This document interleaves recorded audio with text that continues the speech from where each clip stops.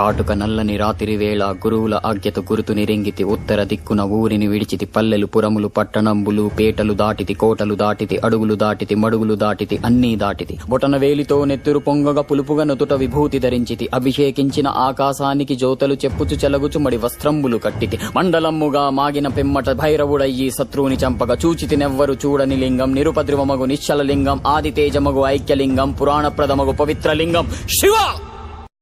అరుణాచలం ఎప్పుడైనా విడితే అక్కడ అరుణాచలం పట్టణంలోకి ప్రవేశిస్తే చాలు, వెంటనే అతని జీవయాత్రకి వేరే గీత గీస్తారు.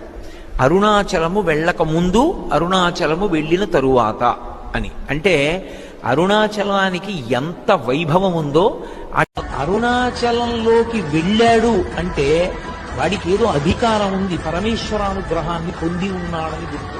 అరుణాచలం వెళ్ళి అడగని వాడిది పాపం తప్ప, అరుణాచలం వెళ్ళినటువంటి వాడికి, అరుణాచలం వెళ్ళి ప్రార్థించిన వాడికి సాధారణంగా కోరిక తీరకపోవడం అన్నది